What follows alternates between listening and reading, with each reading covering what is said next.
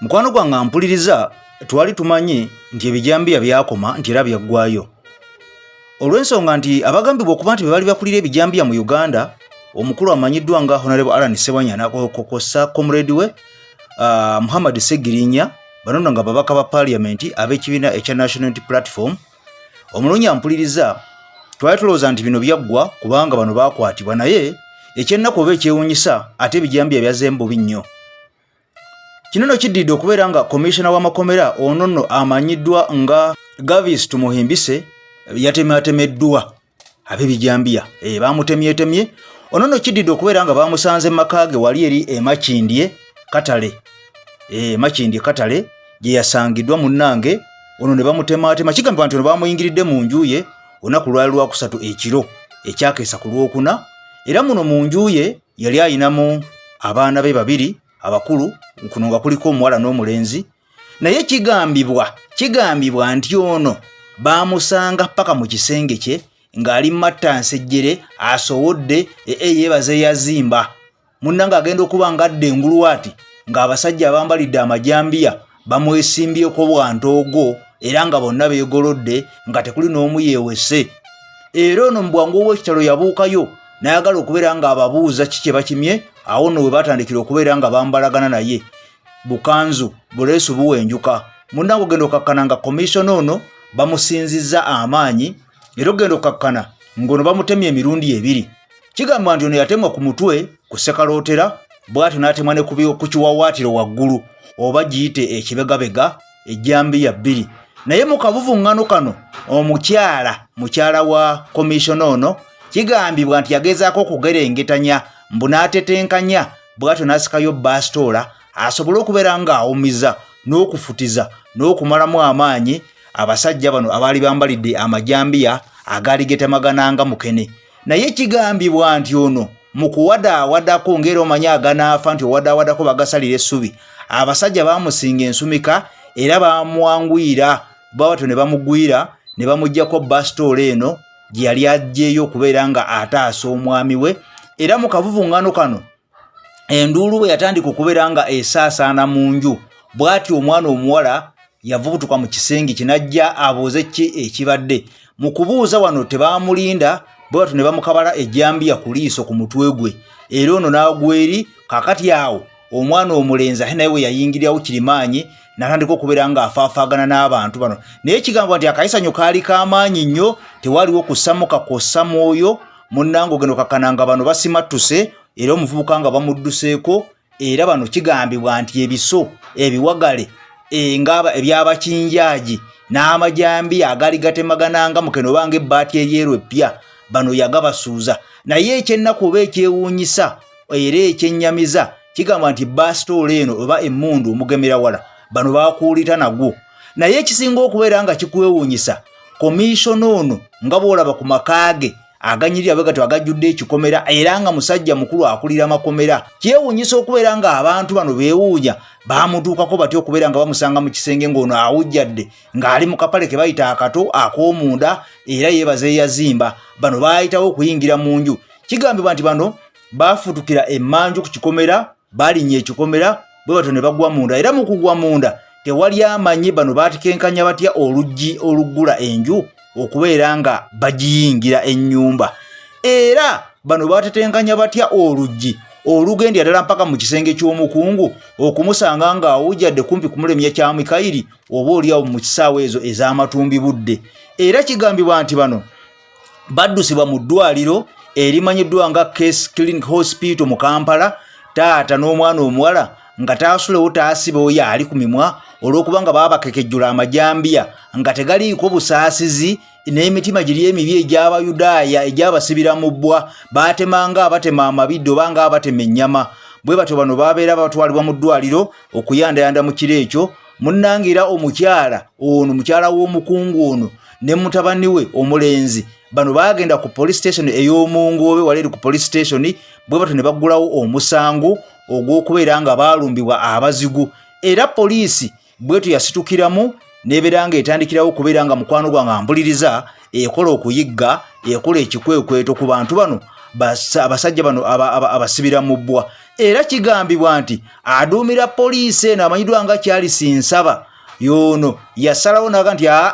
bano bajja kubeera nga bawenjezebwa era bakubeera nga bakwatibwa. Manyi omulungi ampuliriza omulungi ono Charles Ansaba yaduumira poliisi mu Kampala South era okunoonyereza kigamba nti kukyagenda mu maaso era nga mu bitundu bino n'ebyennateetaawo abantu bangi abayoleddwa abasuuka mu 40 nga kigambibwa nti bano babadde bakola omulimu guno ogw'okubeera nga bamenya amayumba n'okubeera nga mukwano gwange ampuliriza batwala ebintu by'abantu n'okubeera nga babajjako ssente n'okubeera nga bamenya amaduuka naye nga kigambibwa nti bano tebabadde bokka babaddeko n'embega oba omuliikizi waabwe ono ng'akola gwa kuvuga bodaboda era mu bitundu by'ennateete yabadde abasomera n'abeera nga abasongera nti awo yakoze enzibu oyo olwaleero abapangisa basimbisizza layini era sente zalina mpitirivu mukwano gwange ampuliriza bano nga balina n'omuze ogw'okubeera ng'era bateega abantu bano mu makubo nga bava okukola naye nga tebayingira mu mayumba ng'abantu beebase wabula wadde n'omuze ogw'okuggula amakufulu n'okumenya amaduuka gaabwe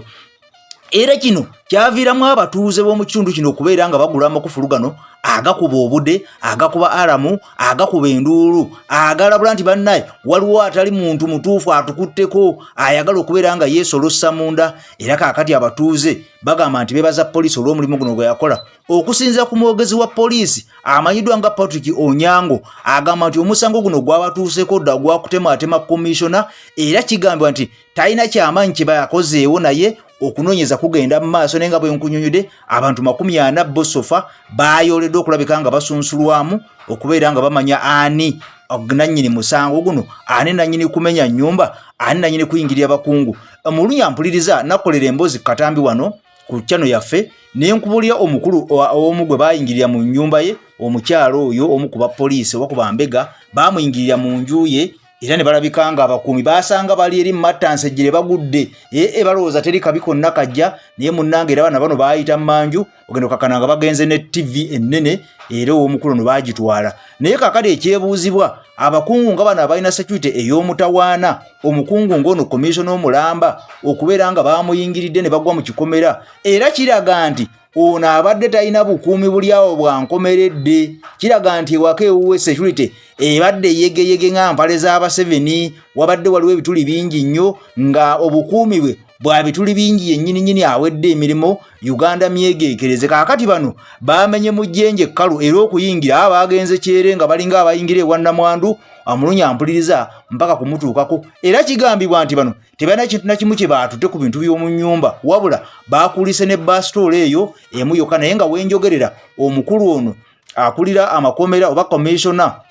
ye ebibye si birungi oluvannyuma lw'okubeera nga bamuwaase ne bamukakaatula amajambiya ag'okumuukumu ku Sekalootera ne ku Ssewajjoba ono oba ekibegabega kye ne bamutema ejjambiya bw'atyo n'atwalibwa era ali mu ddwaliro naye ekisinga okwewuunyisa weebuuza abantu bano ani abayingirira era bwe kiba nga abaali bakulira ebijambiya bakwatibwa essaawa zino ate ani oyo akomyewo okubeera nga atema abantu gye buvuddeko era wiiki eno ewedde waliwo abantu abaatemwa e Masaka eyo 2 mukwano gwange ampuliriza era nabo ne battibwa mu mbeera bw'etyo y'emu kakati bw'atyo n'omukulu bamuyingiridde ne bamuwaata amajambiya nga tebalina kusaasira yadde n'akamu munnaye nga balinga abatema ebiti oba abatema enku kaakali ekyebuuzibwa oba Alani Ssewanya n'ono ne munne Segirinya nga bajja ne bavaayo ekiro ne bajja ne batema ate ne badduka ne baddayo mu kkomera awo weebuuza kubanga okiba nga be bakafulu era nga be bannannyini kibinja ekitemaatema abantu ate kaakati ani atemaatema bano we batali kubanga tulaba ne luli ku musango gw'abano kigamba nti bano passport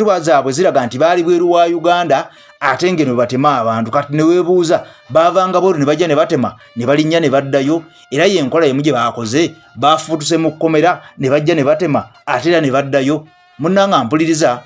Uganda mwe tutambulira nze Eke Masa kutimbe gagadula Eke TV n'obwombeefu video nkusaba jimpere ekiggalo bwe bange okunyumidde bwe mbanga mukwano gwange nanga amawulire ngakuwadde bwe ntyo bwe ngafunye bwe ngakuwa obanga munnange waliwo awandiika script ne baziteekayo ku mawulire ku mitimbagano ne tubeera nga betusoma betukuwa naye nga byakubikkirira nsonga zino ezigenda mu maaso eza